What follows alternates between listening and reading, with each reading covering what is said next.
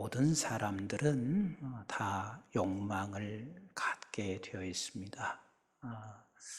어쩌면 욕망을 가지고 있지 않는 것이 크게 큰 병입니다. 그리고 욕망을 갖는 것은 매우 자연적 현상입니다. 욕망은 어디서부터 출발하냐면 욕구로부터 출발하게 되어 있어요. 욕구라는 것은 무엇이냐면 내가 결핍된 상태가 욕구입니다. 그래서 내가 결핍을 갈망하고 알기 때문에 우리는 이 결핍을 해결하기 위하여 어떤 수단을 가지고 그 결핍을 채워갈 때 가는 것, 이것이 욕망입니다. 그래서 욕망을 가져야 사람이 에너지가 생겨요. 그게 힘이란 말이에요. 그래서 욕망이 없는 인간이라면 그는 죽은 사람이고 생명이 없는 사람일 수 있고 모든 것들을 다 포기한 사람일 수 있습니다. 우리 예수님께서도 제자들에게 산상수훈을 가르치시면서 이렇게 말씀하세요. 마태복음 5장 3절에 보면 심령이 가난한 자 복이 있다. 그러면 심령이 가난하다는 말은 그것이 바로 욕구인 거예요. 그 사람이 복이 있어요. 그래서 이 심령을 채워가기 위해서 우리가 욕망을 갖는데 천국에 대한 갈망을 갖게 되죠.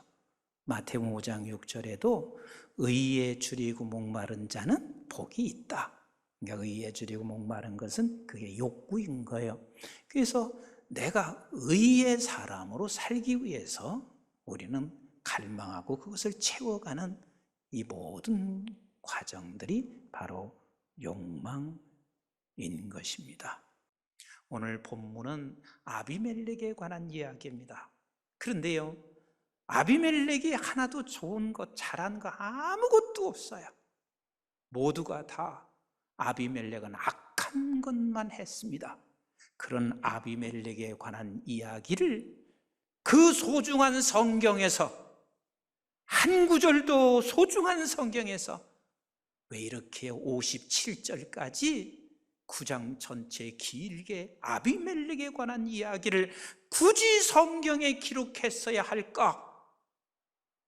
그만큼 아무에게도 본이 될 수 없는 것, 아무에게도 자랑스럽지 아니하는 이 아비멜렉의 이야기를 써야 할 만한 그 이유가 있습니다.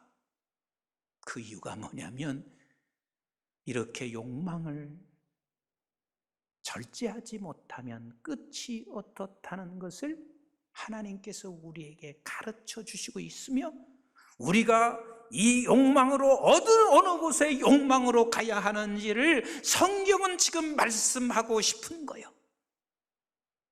아비멜렉이 누구예요? 기드온의 아들입니다. 그 기드온의 첩의 아들이었습니다. 우리 한번 사사기 8장 31절을 같이 보실래요? 시작. 세겜에 있는 그의 첩도 아들을 낳았으며 그 이름을 아비멜렉이라 하였더라. 편견적으로 제가 말하는 것은 아니에요. 어쩌면 첩의 아들이다 보니까 자기가 이렇게 생각했을 거예요. 나의 세상을 살아가는 이 부족한 부분에 대하여 이 욕구가 욕망으로 표출하는데 내가 모든 세상을 지배하고 싶은 욕망이 그에게 강했을 것입니다. 그래서 아비멜렉은 자기의 외갓댁 세겜으로 가요. 거기서 무엇하기 위해서?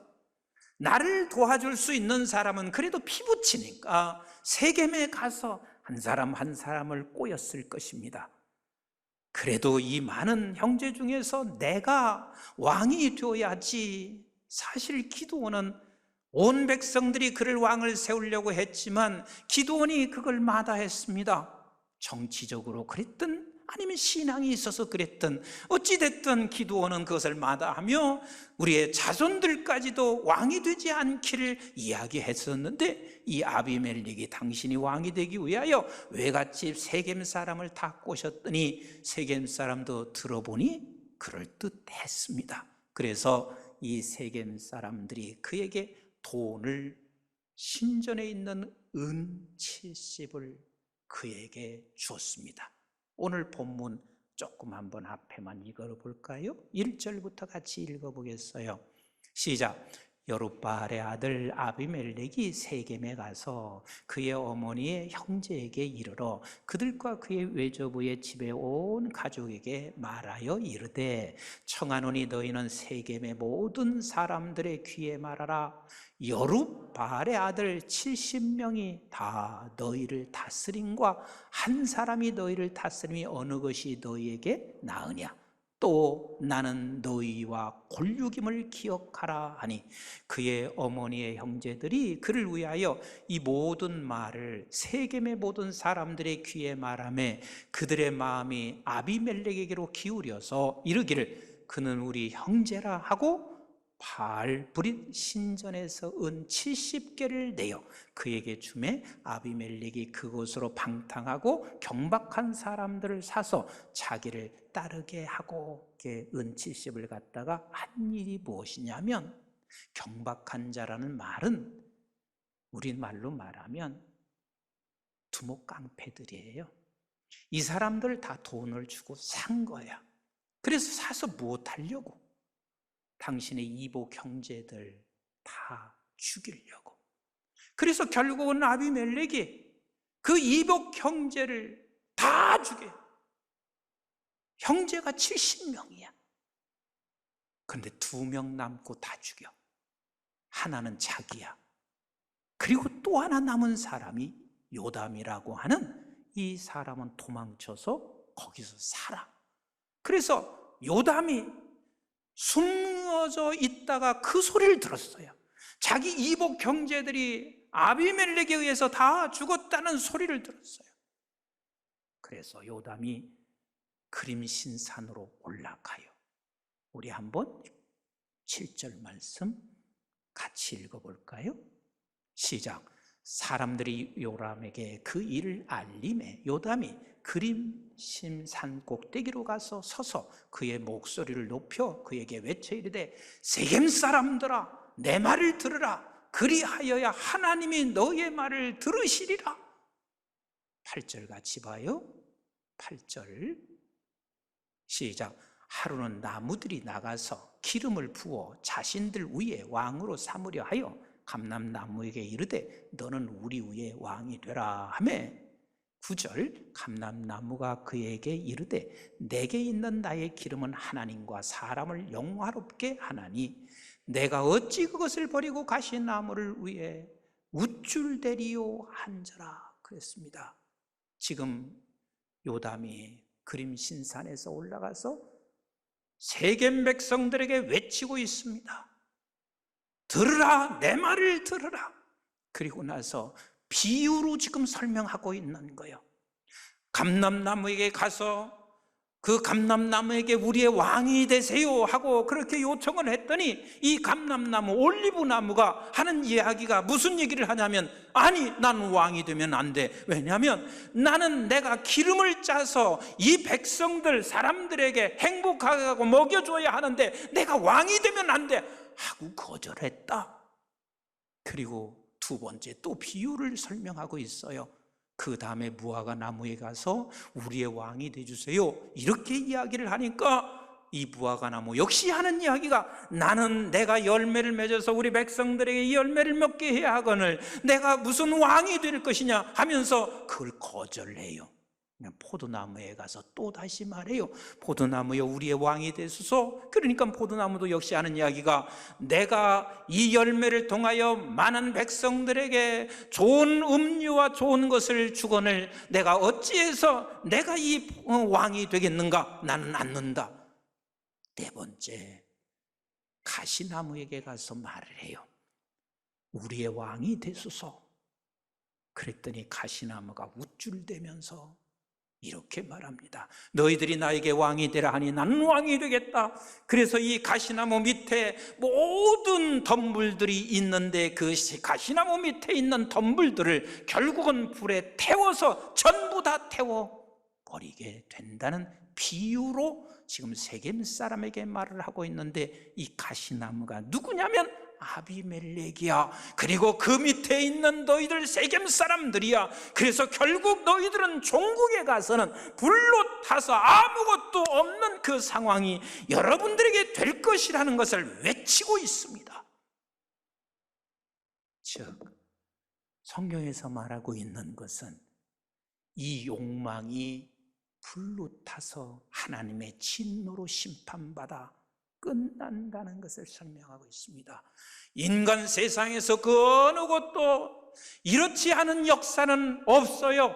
사사기만 그런 역사가 있는 게 아니에요. 우리나라 전반적인 역사, 장세 이래의 지금까지 모든 역사는 인간의 욕망이 끝이 없어서 내가 정권을 잡으면 그 다음은 죽여야만 했습니다.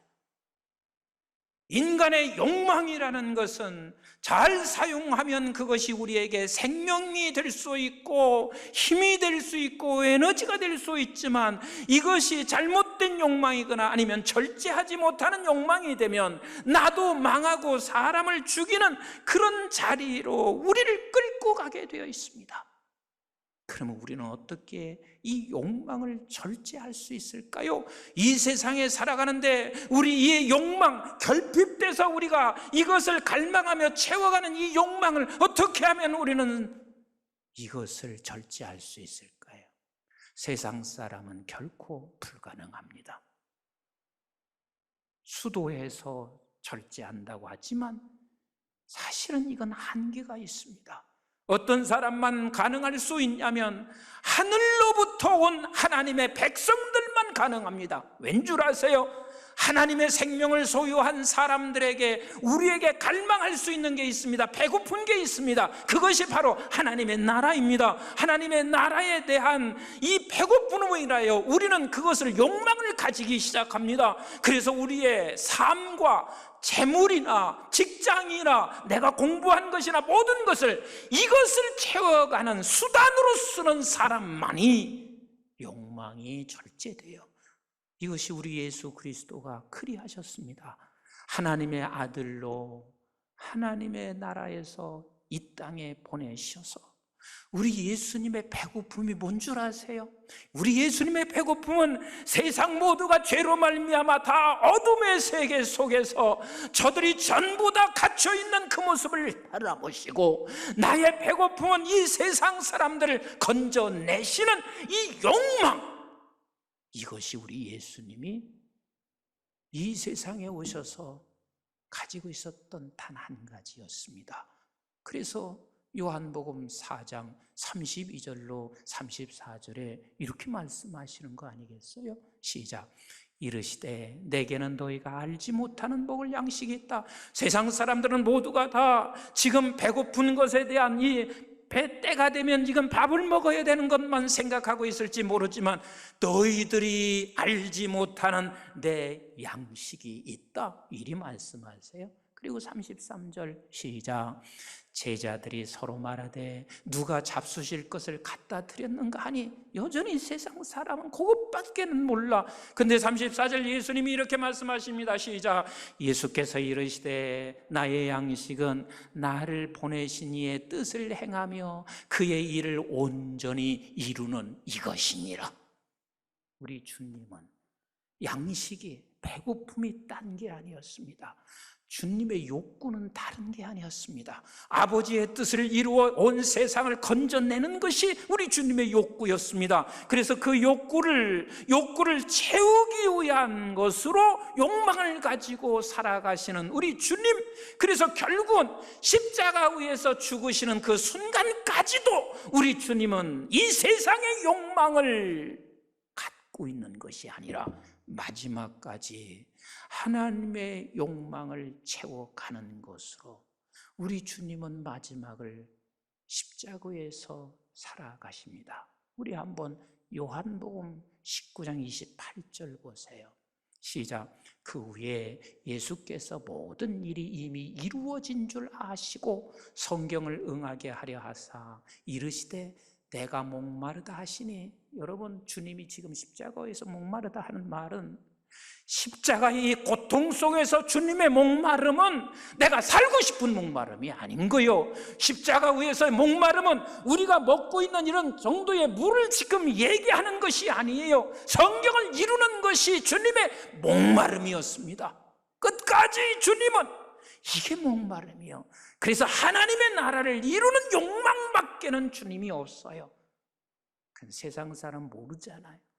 그러니 이럴 수밖에 없어요. 29절 시작. 거기에 신포도주가 가득히 담긴 그릇이 있는지라 사람들이 신포도주를 적신 해면을 우슬초에 매어 예수의 입에 대니, 이게 지금 예수님이 목마르다 하니까 저들은 실제 이런 물이라고만 생각하니까 비웃으면서 지금 저렇게 신포도를 적셔 우슬초에 매어 예수님의 입에 대고 있습니다. 이것을 이미 시편 69편 21절에 말씀하신 이유가 뭔 줄 아세요? 인간의 세상은 그것밖에는 욕망을 가질 수 없는 것을 지금 적나라하게 말씀하시고 계세요. 그런데 우리 주님의 욕망은 그 십자가의 고통 속에서도 변하지 않어요. 왜? 이 욕망이 크시기 때문에 그렇습니다. 30절 보세요. 시작. 예수께서 신포도주를 받으신 후에 이르시되 다 이루었다 하시고 머리를 숙이니 영원히 떠나가시니라. 주님이 원했던 하나님의 나라 욕망을 다 이루었다 하고 그 영혼이 떠나갔습니다. 그럼 주님만 그러시라고 하셨나요? 아니요. 저와 여러분들은 하늘로부터 보내진 하나님의 백성들에게 우리 주님께서는 이미 그렇게 우리에게 이렇게 말씀하시고 있어요. 누가복음, 우리 마태복음 6장 같이 한번 읽어보도록 하겠습니다. 33절 시작. 그런즉 너희는 먼저 그의 나라와 그의 의를 구하라. 그리하면 이 모든 것을 너희에게 주리라. 먼저 네가 구해야 할 욕망이 뭔 줄 아느냐? 네가 무엇에 대한 배고픔으로 욕구가 있느냐? 네가 의에 대하여 그 나라에 대해서 배고프면 그 욕망을 가지고 네가 구하라. 그러면 34절 같이 봐요. 그러므로 내일을 위하여 염려하지 말라.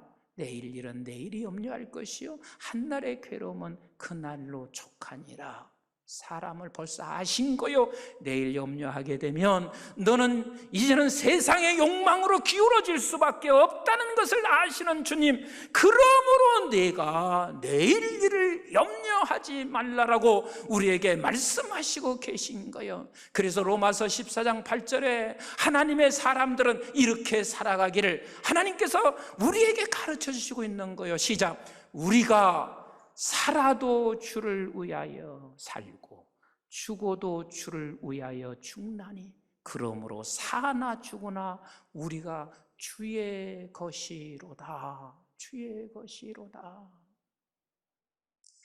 최근에 제가 우리나라에 오셔서 목숨을 다 던지시며 살아왔던 선교사님들에 대한 관심이 좀 많습니다. 우리나라가 이만큼 우리가 여기서 이렇게 예배할 수 있는 것은 여러분, 그분들이 없었으면 결코 우리나라가 이렇게 될 수가 없습니다. 1890년대에 세상에 우리나라가 세계에서 제일 가난한 때, 당신네 나라는 제일 부자였던 사람들이 이 땅에 와서 목숨을 다 버렸습니다. 전염병이요? 코로나가 그렇게 두렵습니까? 저들은요, 다 대다수가 전염병으로 죽었습니다. 우리는 코로나를 두려워할 게 아니라, 그러나 두려워하지 않으셔야 되지만 우리는 철저하게 교회에 덕을 세워가기 위해서 방역을 철저하게 하는 거요. 그러나 두려워해서는 안 되는 거요. 우리가 정말 두려워할 자는 우리 여호와 하나님 외에는 이 세상에 그 어떤 것도 두려워할 수가 없습니다. 근데 그분들이 오셔서 그 시골 그곳에 와서 교회를 세우고 가서 내가 그분을 만나지는 않았지만 그분에 의해서 복음이 전파돼서 나라는 사람까지 온 거 아니겠어요?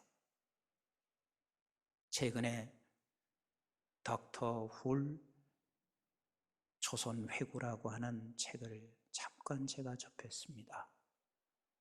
그런데 여러분, 이분이 어떻게 사신 줄 아세요? 1890년에 우리 한국의 의사로서 선교를 온 거예요.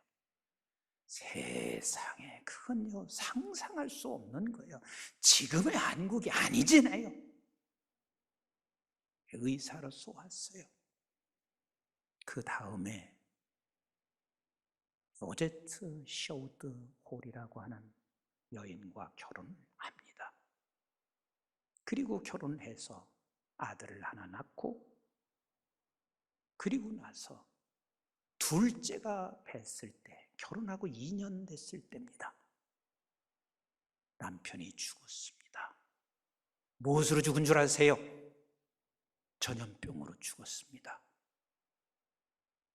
전염병이 그렇게 무서울 수 있습니다. 그러나 그는 담대했습니다. 왜? 하나님의 나라에 대한 욕망이 가득 차 있기 때문에. 이 썩어빠진 이 민족 같은지만 하나님이 사랑하고 있고 이 민족도 하나님께서 구원시킨다는 이 욕망을 가지고 있기 때문에 그 남편이 결국은 전염병으로 죽었습니다. 복중에 있는 아이 낳자마자 전염병이 걸려서 그 딸아이도 죽었습니다. 아버지 곁에 묻었습니다. 그러면요, 보통 사람 같으면 전부 다 본국으로 다 돌아갔을 거예요. 미국으로 다 돌아갔을 거예요. 그런데 이분은 그 이후에도 한국에 남아서 45년 이상을 이 조국을 위해서 목숨을 내걸 수 있었던 것은 그에게 공부한 의사든지 아니면 그가 가지고 있는 재능이든지 모든 것을 하나님의 나라를 채우고자 하는 그 욕망을 채우고자 하는 수단으로 다 쓴 거란 말이에요. 그래서 우리가 지금 여기에 앉아 있는 거란 말이에요. 그래서 그의 아들이 여기서 자랐습니다.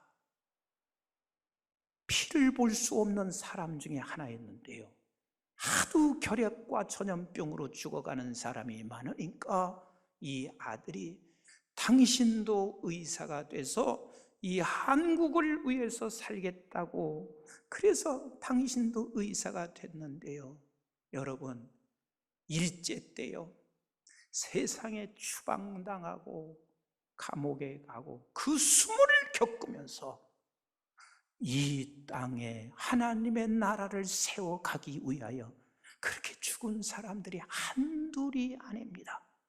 그게 동대문 병원이 된 것이고 고려대학 의대가 된 거 아니겠어요? 그래서 지금 그의 모든 전 가족은 2대까지 전 가족이 양화진 묘지에 묻어 있는데 그 묘비에 이렇게 써 있습니다. Whether we live or die, we are the Lord. 이게 무슨 소리냐? 죽든지 살든지 주를 위하여. 바로 이 자리에 우리는 가면 갈수록 이 세상의 욕망을 절제할 수 있는 사람이 돼요. 그렇다고 해서 이 세상 게 없는 게 아닙니다. 이거로 가면 갈수록 하나님께서 이 세상의 모든 재능과 모든 물질과 모든 것은 그의 나라를 위하여 수단으로 쓰임받게 되는 것입니다. 사랑하는 성도 여러분, 이거보다 더 귀한 진리가 어디가 있어요? 사사기 9장은 그래서 우리가 그냥 넘어가는 9장이 아니요, 우리에게 얼마나 엄청난 교훈과 진리를, 복음을 주는 메시지인지 몰라요. 사랑하는 성도 여러분, 우리 이 세상에서 살아가는 날 동안 내게 주어진 욕망들이 하나님의 나라를 세워가는 욕망이 되어서 여러분들의 모든 것들은 그 욕망을 이루어가는 수단이 되어지기를, 그래서 우리 모두가 그 받은 것에 대한 또 다른 많은 나라들에게 함께 나눌 수 있는 우리 교회와 이민족 되기를 주님의 이름으로 축복합니다.